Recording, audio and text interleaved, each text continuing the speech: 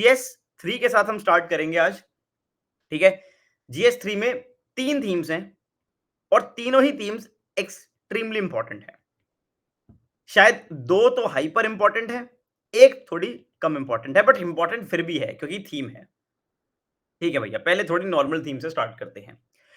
Agriculture आपके UPSC का बड़ा फेवरेट टॉपिक है। आपको मालूम होगा मैंने एग्रीकल्चर के ऊपर एक सेशन लिया था और मेरे टेलीग्राम चैनल पे एग्रीकल्चर के कंप्लीट नोट्स अपलोड हो चुके हैं। If you will visit my Telegram channel, you will see detailed notes, complete notes, है ना? You can go on the Telegram channel and you will see कि I think 10 से 15 pages के agriculture के complete notes are already uploaded. मैंने आपको agriculture जब पढ़ाया था पिछले साल आई थिंक, और जब मैंने नोट्स दिए थे आपको बताया था, एग्रीकल्चर एक जर्नी है। एक जर्नी है जहां पे वो शुरू होती है फार्म पे। फार्म पे फार्मर इनपुट्स देता है, जैसे कि सीड, फिर इरिगेशन, फर्टिलाइजर, मशीनरी यूज करता है, उससे प्रोड्यूस होता है। ये प्रोड्यूस है। फिर वो प्रोड्यूस वो ट्रांसपोर्ट करता है या वो स्टोर करता है, स्टोरेज। फिर जाकर उसकी मार्केटिंग होती है, मार्केटिंग। तो ये पूरा एग्रीकल्चर का वैल्यू चेन होता है फ्रॉम फार्म, ठीक है? Then it goes into the storage and transportation, then it goes into the marketing, mandi, APMC, वो सारे इश्यूज होते हैं। फिर वो आपके पास आता है। इस सभी से रिलेटेड कॉन्सेप्ट फूड इन्फ्लेशन और सारी चीजें हैं। पर आप लोगों को मालूम होगा, अगर हम एक फील्ड की बात करें तो उस फील्ड में, उस फार्म में वो इनपुट्स देता है। क्या क्या इनपुट्स हो सकते हैं? सबसे पहला इनपुट होता है जी, आपने सीड दे दी। ये क्या हुआ? अरे आईपैड क्यों ऐसी तैसी करा रहा है? आपने सबसे पहले क्या दिया? सीड, एस, ठीक है? आपने सीड दिया, उसके बाद आपने वाटर दिया, इरिगेशन, फर्टिलाइजर्स। ये आई थिंक सबसे इंपॉर्टेंट है। इसके साथ आपके पास अच्छी मशीनरी होनी चाहिए। इन सब को अफोर्ड करने के लिए आपके पास क्रेडिट होना चाहिए। यस या नो? क्रेडिट होना चाहिए, बिल्कुल होना चाहिए। ठीक है? क्रेडिट होना चाहिए। Seed, irrigation, fertiliser, machinery, credit, all of this is used at the farm level. फिर प्रोड्यूस होता है, फिर वो प्रोडक्शन ट्रांसपोर्टेशन स्टोरेज में जाती है, फिर वो मंडी में जाती है। वहां एमएसपी मिलेगा या क्या मिलेगा, या वहां पे एक्सप्लॉइटेशन होगा, अलग बात है। फिर आपके पास आती है। इसी में एक इंपॉर्टेंट क्रिटिकल कंपोनेंट है फर्टिलाइजर। इरिगेशन पे यूपीएससी कई बार क्वेश्चन पूछ चुका है। इरिगेशन सबसे इंपॉर्टेंट है। इरिगेशन के टाइप्स क्या होता है, कैसे होता है, एवरीथिंग इज इंपॉर्टेंट। और इरिगेशन के बहुत अच्छे नोट्स उस एग्रीकल्चर के नोट्स में अवेलेबल हैं। लेकिन उतना ही इंपॉर्टेंट है फर्टिलाइजर। और अब आप पढ़ेंगे मेरे साथ फर्टिलाइजर्स। तो आई होप आपको समझ आ गया होगा कि हम फर्टिलाइजर्स किस कॉन्टेक्स्ट में पढ़ रहे हैं। It is one of the most important inputs when it comes to agriculture. So today we are going to read everything about fertilizers. If a question on means comes on fertilizers, in means it comes on fertilizers, then you are absolutely ready. ठीक है? क्या पढ़ना है fertilisers में? Fertilisers में हमको पढ़ना है, पहली बात तो फर्टिलाइजर होते क्या है। देखो, लाइफ में सबसे सिंपल कॉन्सेप्ट सबसे लंबे टाइम तक याद रहता है। जैसे आपके लिए मल्टीविटामिन होता है, वैसे प्लांट्स के लिए फर्टिलाइजर होता है। रेगुलर खाना तो है ही, बट जो इनऑर्गेनिकली आप लेते हैं, जैसे कि आप एक मल्टीविटामिन खा जाते हैं, जो आपके प्लांट्स होते हैं उनके लिए होता है fertiliser. It's as simple as that. It is a multivitamin for plants. अलग अलग तरह के फर्टिलाइजर्स होते हैं। सोल यानी कि कोई एक प्राइमरी न्यूट्रिएंट होगा, ठीक है? जैसे जो नाइट्रोजनस फर्टिलाइजर होते हैं, यूरिया, वो नाइट्रोजन देते हैं। फॉस्फेट देने के लिए, पोटैश देने के लिए अलग अलग टाइप के फर्टिलाइजर है। ये एक प्राइमरी न्यूट्रिएंट को टारगेट करते हैं। फिर इनके कॉम्बिनेशन, जैसे N:P:K, जिसमें तीनों हैं एक रेशियो में, वो होते हैं मिक्स्ड या कॉम्प्लेक्स फर्टिलाइजर, जिसपे सबसे इंपॉर्टेंट है डैप। आपको कई बार मैं प्रीलिम्स में डैप के बारे में पढ़ा चुका हूं। वो आ गया आपका डैप। उसके बाद आपके कुछ होते हैं माइक्रो न्यूट्रिएंट्स जो प्रोवाइड करते हैं, ठीक है? तो वो ये होते हैं माइक्रो न्यूट्रिएंट फर्टिलाइजर्स। आपको मैंने पढ़ाया भी था एक बार जब मैंने डैप पढ़ाया था कि प्राइमरी होते हैं और उसके बाद माइक्रो न्यूट्रिएंट्स होते हैं। आयरन क्या होता है? माइक्रो होता है या मैक्रो होता है, या प्राइमरी न्यूट्रिएंट होता है? एक बार चैट ओपन कर रहा हूं, बताना आयरन क्या होता है। आयरन माइक्रो न्यूट्रिएंट है या फिर प्राइमरी न्यूट्रिएंट है? माइक्रो है ना? बहुत बढ़िया। चलो बंद कर दिया। आपको याद है, मतलब ये सारी चीजें हम प्रीलिम्स में पढ़ते ही हैं, जो ये थोड़े प्रीलिम्स वाली चीजें होती हैं। बट मोटी बात मेंस के लिए क्या है, फर्टिलाइजर्स होते क्या हैं? कुछ बातें जान लो। India is the second largest user and third largest producer of fertiliser. क्या हम इतने बड़े प्रोड्यूसर हैं तो क्या हम इंपोर्ट नहीं करते? नहीं, ये गलत है, हम इंपोर्ट करते हैं। We we import a lot. ठीक है। प्राइवेट सेक्टर सबसे ज्यादा कंट्रीब्यूट करता है फर्टिलाइजर प्रोडक्शन में, then cooperative and then public government sector. सबसे इंपॉर्टेंट बात, ये कुछ प्रीलिम्स के लिए मैंने हाईलाइटिंग कर रखी है, देख लेना एक बार। प्रीलिम्स में दोबारा रिमाइंड करा दूंगा कि भाई इंडिया में अगर आप देखोगे जो पोटैश है 100% it is still imported. DAP भी काफी हद तक इंपोर्ट होता है। फर्टिल यूरिया हम काफी हद तक खुद कंज्यूम प्रोड्यूस कर लेते हैं। ठीक है। तो ये सारी बेसिक बातें हैं अबाउट फर्टिलाइजर। सिमिलरली फर्टिलाइजर्स को आप कैसे अप्लाई कर सकते हो? अलग अलग तरीके होते हैं। ब्रॉडकास्टिंग, आप सीधा ऐसे छिड़क दो पूरा। ठीक है। ओवर द सॉइल सरफेस आप रैंडमली ऐसे स्प्रेड कर दो। ठीक है। बेसल एप्लीकेशन, आप प्लांटिंग के टाइम पर रूट्स के पास प्रिसीजन के साथ फर्टिलाइजर को लगाओ। सिमिलरली प्लेसमेंट टेक्निक्स अलग अलग हो सकती हैं कि आप रिंग प्लेसमेंट कर रहे हो तो आप ऐसे गोल प्लांट के अराउंड लगा रहे हो। डीप प्लेसमेंट कर रहे हो तो थोड़ा ऐसे डिग करके नीचे रूट्स के एग्जैक्ट पास जहां से वो अपटेक करते हैं वहां लगा रहे हो। ठीक है। आप ऐसे सिंगल बैंड में लगा रहे हो, डबल बैंड में लगा रहे हो। तो अलग अलग तरीके से आप फर्टिलाइजर्स को अप्लाई कर सकते हो। आप लिक्विड फॉर्म में भी कर सकते हो। आप लीव्स के ऊपर स्प्रे कर दो, या आप इरिगेशन के साथ मिक्स कर दो। जो आप इरिगेशन करते हो, ड्रिप इरिगेशन, उसी पानी में आप थोड़े थोड़े फर्टिलाइजर्स भी ऐड करके, फर्टिगेशन जिसको कहेंगे, फर्टिलाइजर प्लस इरिगेशन को कंबाइन करके। तो प्लांट्स को आप किस तरीके से फर्टिलाइजर्स देंगे, वो ये है एप्लीकेशन ऑफ फर्टिलाइजर्स। अलग अलग टेक्निक्स हैं।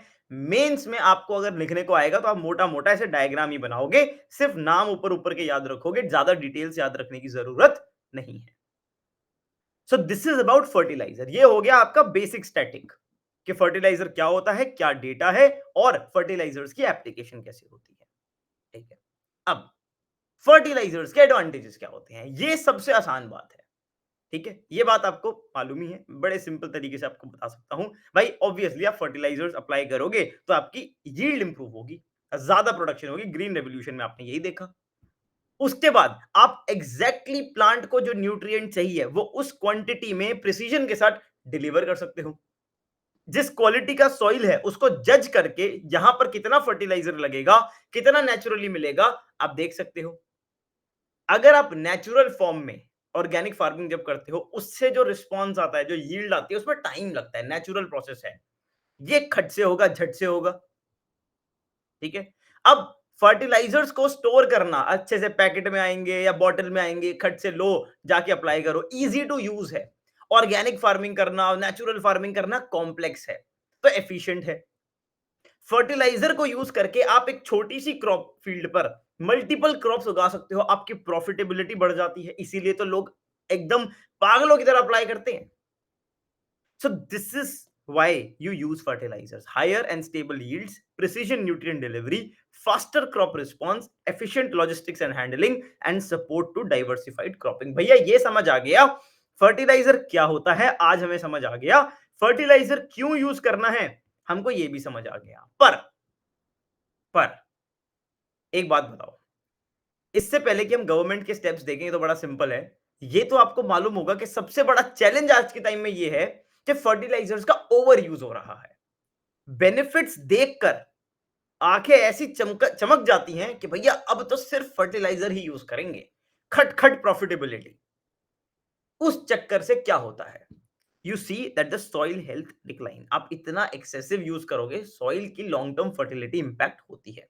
शॉर्ट टर्म में बेनिफिट मिलेगा, लॉन्ग टर्म में सॉइल खराब होता है।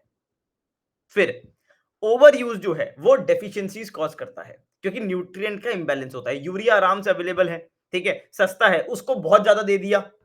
जो माइक्रो न्यूट्रिएंट्स देने हैं वो दिए नहीं। तो जो जो चीज फर्टिलाइजर में इजीली अवेलेबल है उसका ओवर दे देंगे, और जो नहीं है उसको हम अब ज्यादा वो उस क्वांटिटी में अप्लाई नहीं होगी, तो उससे इंबैलेंस होगा। फिर यही फर्टिलाइजर लीच करते हैं, पानी के साथ बह जाते हैं, आपके ग्राउंड वाटर में चले जाते हैं, वाटर बॉडीज में चले जाते हैं, तो कंटेमिनेशन होता है। फिर आप इसको कंज्यूम करते हो तो हेल्थ हैजर्ड्स होते हैं। फिर फर्टिलाइजर्स इंपोर्ट करने होते हैं, ज्यादा यूज करोगे ज्यादा इंपोर्ट होगा, आपकी इंपोर्ट डिपेंडेंसी होती है।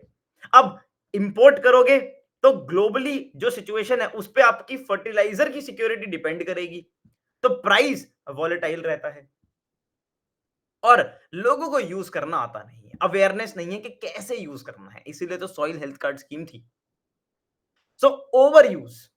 अब पहले तो गवर्नमेंट ने स्टेप्स लिए कि भाई फर्टिलाइजर इंडस्ट्री को कैसे प्रमोट करा जाए, फर्टिलाइजर्स कैसे अवेलेबल कराए जाएं। उसमें आप सब्सिडी देते हो, आप न्यूट्रिएंट बेस्ड सब्सिडी देते हो, ठीक है। आप वन नेशन वन फर्टिलाइजर, आपने ये ताकि क्या हो, प्राइस की वॉलेटिलिटी ना हो, ठीक है, कंफ्यूजन कम हो। फार्मर्स वैसे ही अवेयर नहीं है, आपको मालूम है भाई इस एक ब्रांड नेम के अंदर बिकेगा भारत, आपको दिखेगा डैब भी भारत नेम के अंदर बिकता है, एनपीके भी, यूरिया भी, सबकी एक कॉमन ब्रांड है। फॉर एग्जाम्पल ये हो जाए कल से को गवर्नमेंट कह दे कि भाई सारी यूपीएससी कोचिंग एक ही नाम यूज करेंगी, खत्म, तो फिर आपको कंफ्यूजन ही नहीं होगी, ठीक है। अलग अलग ब्रांड, अलग अलग price, it creates confusion among farmers, तो common branding, one nation one fertiliser. ज्यादा प्लांट्स ऐड कर रहे हो आप प्रोडक्शन के। अब नमो ड्रोन दीदी स्कीम, ये कैसे इससे लिंक्ड है? क्यों? क्योंकि ड्रोन ड्रोन जाएगा फर्टिलाइजर की एप्लीकेशन में हेल्प करेगा, ठीक है। अच्छा, उसके बाद आप क्या कर रहे हो, आप जो सप्लाई चेन है पूरी फर्टिलाइजर्स की, उसको आप डिजिटाइज कर रहे हो, ट्रैकिंग कर सके, लीकिंग ना हो, करप्शन ना हो, तो आप टेक्नोलॉजी को यूज कर रहे हो, ठीक है। आप जहां, क्योंकि आप इंपोर्ट पे डिपेंड होते हो, जहां इंपोर्ट आता है तो आपको पार्टनरशिप्स करनी होती हैं, तो आप अपने जैसे आप क्रिटिकल मिनरल्स में करते हो, आप और सेमीकंडक्टर्स के लिए करते हो, आप सोलर फोटोवोल्टाइक्स के लिए करते हो, आप फर्टिलाइजर्स के लिए भी यही करते हो, आप पार्टनरशिप्स करते हो ताकि आप कंसिस्टेंट सप्लाई मेंटेन कर सको। तो आप इतने अच्छे स्टेप्स ले रहे हो टू प्रमोट फर्टिलाइजर प्रोडक्शन, लेकिन फार्मर मान नहीं रहे, तो अब आपको स्टेप लेने पड़ते हैं कि भाई कैसे इस चीज को बचाया जाए। तो अब कौन से स्टेप्स लिए हैं जो एक्सेसिव यूज को बचाने के लिए लिए हैं, वो ये हैं, नैनो फर्टिलाइजर, ठीक है, जो धीरे धीरे स्लोली स्लोली अब्सॉर्ब होते हैं, ज्यादा एफिशिएंट होते हैं। नीम कोटेड यूरिया, नीम कोटेड यूरिया से क्या होता है, उसका जो आप बाकी चीजों में यूज करते हो ना, जो चोरी होती है उसकी, वो नहीं होती, क्योंकि आपने नीम कोट कर दिया उसको, अब वो सिर्फ और सिर्फ फर्टिलाइजर की तरह ही तो यूज हो पाएगा, बाकी चीजों में नहीं हो पाएगा, तो करप्शन कम होता है। प्रणाम स्कीम, ठीक है, इसमें आपको बोला है कि भाई प्लीज केमिकल फर्टिलाइजर्स को यूज मत करो, बायो फर्टिलाइजर्स को यूज करो, थोड़ा बैलेंस्ड न्यूट्रिएंट को अप्लाई करो। बायो फर्टिलाइजर्स को आप प्रमोट कर रहे हो, आप डेवलप कर रहे हो नए नए, यहां पर आप बायोटेक का यूज कर रहे हो, टेक्नोलॉजी का यूज कर रहे हो। सॉइल हेल्थ कार्ड स्कीम, आप फार्मर्स को सजेशन दे रहे हो कि भाई तुम्हारा सॉइल कुछ इस तरीके का है, तुम इस तरीके के न्यूट्रिएंट्स को अप्लाई करो, इस रेशियो में करो, ठीक है। उसके बाद आप ये ड्रोन्स वगैरह को यूज कर रहे हो ताकि एफिशिएंसी ज्यादा आए, ड्रोन से आप टारगेटेड एप्लीकेशन कर पाओगे ना। आप ऐसे खुला जाओगे, ऐसी फर्टिलाइजर्स को अप्लाई करोगे तो फिर आप क्वांटिटी को कंट्रोल नहीं कर पाओगे, फिर आप प्रमोशन कर रहे हो उसमें। ये बात हमेशा याद रखना, ये अच्छी चीज है, लाइन लिख सकते हो, right dose, right source, right time, right place. कितनी डोज में देना है, कौन सा फर्टिलाइजर देना है, किस टाइम पे देना है और किस जगह पे देना है, right dose, right source, right time, right place. ये 4 R's हैं ऑफ फर्टिलाइजर्स, ठीक है। उसके अलावा एक प्यारा सा कंक्लूजन कि भाई फर्टिलाइजर की जो डिबेट है, it is about productivity and sustainability, you have to balance productivity and sustainability. ज्यादा यूज करोगे प्रोडक्टिविटी होगी बट सस्टेनेबिलिटी हार्म होगी, तो आपको बैलेंस करके चलना है, सिंपल। तो ये पूरा फर्टिलाइजर का कॉन्सेप्ट था।